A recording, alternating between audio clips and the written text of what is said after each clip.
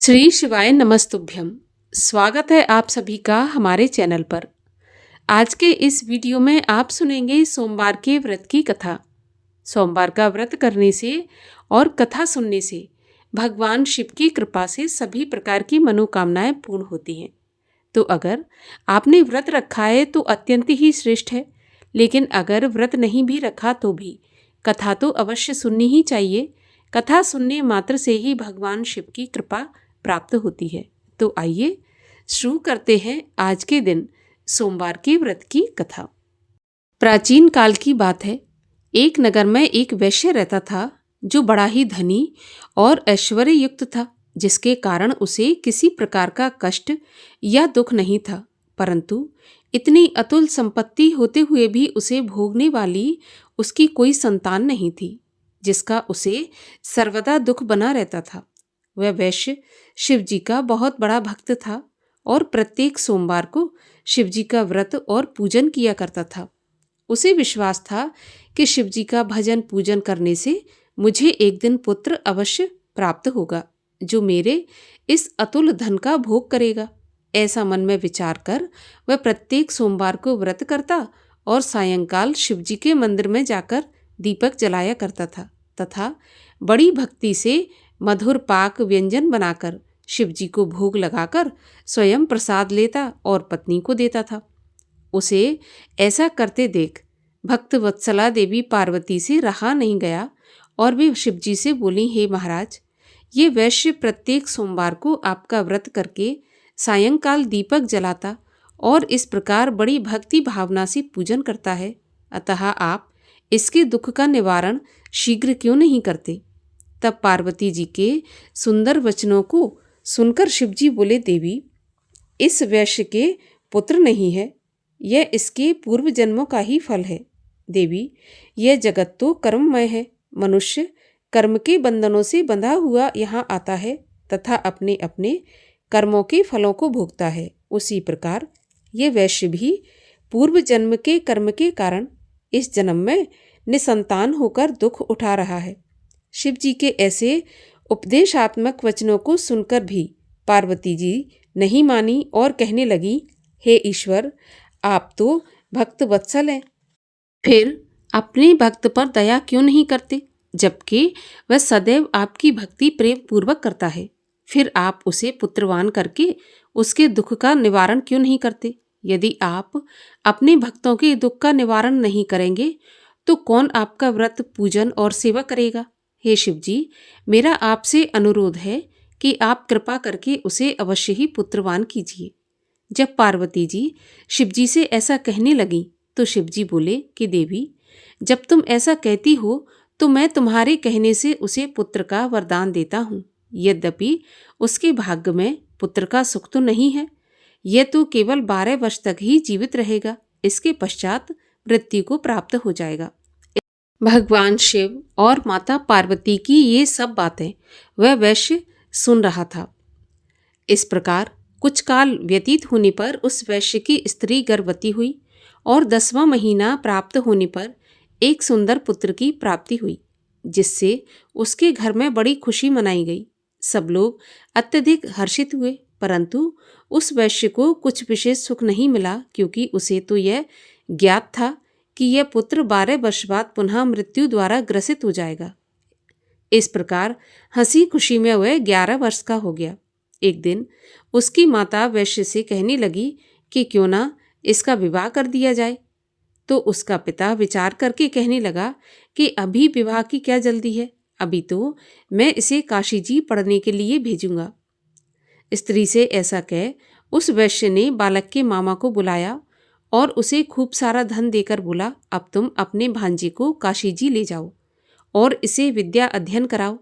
रास्ते में जगह जगह पर ब्राह्मणों को भोजन देते और यज्ञ करते जाना। इस प्रकार वे दोनों मामा भांजे जगह जगह पर ब्राह्मणों को भोजन देते और यज्ञ करते हुए एक नगर में पहुंचे। वहां के राजा की कन्या का उस दिन विवाह था। कन्या बड़ी ही रूपवती और सर्वगुण संपन्न थी, परंतु राजकुमार अर्थात जिससे उस राजकुमारी का विवाह होने वाला था वह काना था, जिससे उसके पिता को चिंता थी। परंतु जब उसने वैश्य के पुत्र को देखा जो कि बड़ा रूपवान था, तो वह विचार कर उसके मामा से कहने लगा कि थोड़ी देर के लिए आप अपने भांजे को मुझे दे दीजिए तो आपकी बड़ी कृपा होगी। थोड़ी ही देर की बात है, विवाह हो जाने के पश्चात इसे हम वापस कर देंगे और आपको बहुत सारा धन देंगे। फिर तो बालक के मामा ने स्वीकार कर लिया। वर का पिता उसे वर बनाकर मंडप में ले गया और विवाह का समस्त कार्य बड़ी दक्षता से संपन्न किया। परंतु जब लड़का सिंदूर दान करके लौटने लगा तो उसने कन्या की साड़ी के आंचल पर लिख दिया कि हे भामिनी, तुम्हारा विवाह मुझ वैश्य के पुत्र से हुआ है और अब मैं काशी पढ़ने जा रहा हूँ, परंतु जिसके साथ तुम्हें विदा किया जाएगा वह एक आंख से काना है और वह तुम्हारा पति नहीं है। इस प्रकार विवाह कार्य संपन्न होने पर विदा की बेला पर जब राजकुमारी ने अपनी साड़ी पर कुछ लिखा देखा तो उसे पढ़कर उसने राजकुमार के साथ जाने से मना कर दिया और बोली, यह मेरा पति नहीं है, मेरा पति तो एक वैश्य का पुत्र है जो इस समय काशी जी में पढ़ने के लिए गया है। फिर तो राजकुमारी की ऐसी बात सुन उसके माता पिता अत्यंत ही आश्चर्य में पड़ गए और राजा अर्थात वर के पिता की चालाकी से अत्यंत दुखी हुए। कन्या को विदा नहीं किया और बारात बिना कन्या के ही वापस लौट गई। उधर वह वैश्य का पुत्र तथा उसका मामा दोनों काशी जी पहुंचे तथा बालक ने अपना अध्ययन प्रारंभ कर दिया और उसके मामा ने यज्ञ करना प्रारंभ कर दिया। इस प्रकार कुछ दिन व्यतीत होते हुए लड़के की अवस्था 12 वर्ष की हो गई। उस दिन यज्ञ हो रहा था कि उस बालक ने अपने मामा से कहा कि आज मेरी तबीयत कुछ ठीक नहीं है और मैं अंदर सोने जा रहा हूँ। ऐसा कहकर वह जाकर सो गया, परंतु उसके सोने के थोड़ी ही देर बाद उसके मामा ने आकर देखा तो वह देखता है कि भांजा तो मरा पड़ा है, जिससे वह अति दुखी हुआ। अब परंतु यज्ञ हो रहा था इसलिए वह यज्ञ विध्वंस के भय से चुप रहा और जब यज्ञ कार्य समाप्त हो गया तथा सब ब्राह्मण चले गए तब वह खूब जोर जोर से रोने लगा। उसी समय भाग्यवश पार्वती जी सहित शिवजी उधर से जा रहे थे कि तभी पार्वती जी ने करुण रुदन सुना, जिसे सुनकर उनका हृदय द्रवीभूत हो गया और वे शिवजी से कहने लगीं, प्रभु देखिए तो कौन इस समय इतनी करुणा से रुदन कर रहा है, आप वहाँ चलकर देखिए कि वह क्यों रो रहा है। तब पार्वती जी का ऐसा आग्रह देख शिवजी उस स्थान पर गए जहाँ उसका मामा अपने भांजे को लेकर रो रहा था। फिर तो पार्वती जी ने उस बालक को पहचान लिया और कहने लगीं कि प्रभु ये तो वही बालक है जो कि आपके आशीर्वाद से प्राप्त हुआ था। शिवजी बोले, देवी ये बालक अपनी आयु समाप्त कर चुका है और ये मृत्यु को प्राप्त हो गया, इसमें किसी का कोई दोष नहीं है। पार्वती जी ने कहा, प्रभु जैसे आपने इसे अब तक 12 वर्ष की आयु दी थी वैसे ही जीवन पर्यंत के लिए और आयु दे दीजिए, नहीं तो यह वणिक पुत्र के वियोग में मृत्यु को प्राप्त हो जाएगा। तब पार्वती जी के ऐसा कहने पर शिवजी ने वणिक पुत्र को जीवित कर दिया। इस प्रकार वह शिवजी के वरदान से जीवित हो गया और शिव पार्वती पुनः अपने धाम को चले गए। फिर कुछ दिनों के पश्चात वह बालक अपने मामा के साथ अपने नगर की तरफ चल पड़ा। चलते चलते पुनः उसी नगर में आया जिस नगर में राजकुमारी के साथ उसका विवाह हुआ था। वहां पहुंच उसने यज्ञ करके ब्राह्मण भोजन दिया, जिससे भोजन करके जाते हुए पंडितों द्वारा राजा को यह खबर लगी कि काशी से कोई वैश्य पुत्र आया है जो यज्ञ करके ब्राह्मण भोजन करा रहा है। राजा उसे देखने के लिए गया और वहां पर उसने स्वयं अपने जामाता को देखा तो अति प्रसन्न होकर आदर के साथ अपने महल में ले आया और कुछ दिन तक रखकर खूब आदर सत्कार किया और इसके बाद पुत्री को खूब दान दहेज सहित उसके साथ विदा कर दिया। तब वह वणिक पुत्र स्त्री सहित मामा के साथ अपने नगर को चल पड़ा। जब वे घर के थोड़ा नज़दीक आए तो मामा ने कहा कि मैं जाकर पहले अपनी बहन को तुम्हारे आने की खबर देकर आता हूँ, जिससे कि वे वधू सहित तुम्हारा स्वागत करें। इधर वह वैश्य अपनी स्त्री सहित छत पर जा बैठा था कि यदि मेरा पुत्र काशी से लौटकर नहीं आएगा तो हम लोग यहीं से कूदकर अपने प्राण दे देंगे। परंतु जब मामा ने आकर कहा कि आपका पुत्र कुशलता से अपनी पत्नी सहित आ रहा है, आप लोग विधिवत उसका स्वागत कीजिए। मामा की ऐसी बात सुनकर वे लोग अति प्रसन्न हुए और बड़े आदर के साथ पुत्रवधू का स्वागत किया और अति प्रसन्न हो सोमवार व्रत करके शिवजी का विधिवत पूजन और वंदन किया। जो मनुष्य सोमवार का व्रत करके शिवजी का पूजन करता है और इस कथा को पढ़ता या सुनता है, वह सभी कष्टों से छूटकर अपने समस्त मनोरथों को पाता है। बोलिए भगवान शिव की जय। श्री शिव चालीसा। जय गणेश गिरिजा सुबन, मंगल मूल सुजान, कहत अयोध्या दास तुम, देहु अभय बरदान। जय गिरिजापति दीन दयाला, सदा करत संतन प्रतिपाला। भाल चंद्रमा सोहत नीके, कानन कुंडल नागफनी के। अंग गौर सिर गंग बहाए, मुंड माल तन छार लगाए। वस्त्र खाल बाघंबर सोहे, छवि को देख नाग मुनि मोहे। मैना मात की हवे दुलारी, वाम अंग सोहत छवि न्यारी। कर त्रिशूल सोहत छवि भारी, करत सदा शत्रुन क्षयकारी। नंदी गणेश सोहे तह कैसे, सागर मध्य कमल हो जैसे। कार्तिक श्याम और गणराऊ, या छवि को कही जात न काऊ। देवन जब ही जाए पुकारा, तब ही दुख प्रभु आप निवारा।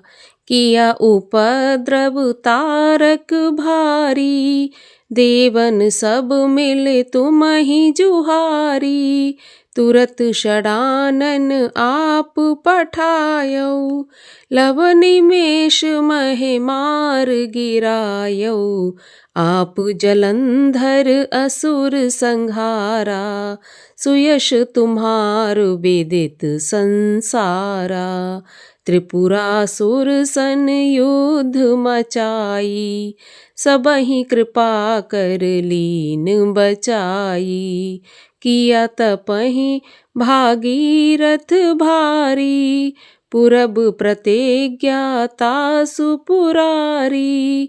दानिन मह तुम सम कोई नाही, सेवक अस्तुत करत सदाही। वेद नाम महिमा तब गाई, अकथ अनाद भेद नहीं पाई। प्रगटी उदथ मंथन में ज्वाला, जरत सुरासर भये विहाला। कीन्ही दया तह करी सहाई, नीलकंठ तब नाम कहाई। पूजन रामचंद्र जब कीना, जीत के लंक विभीषण दीना।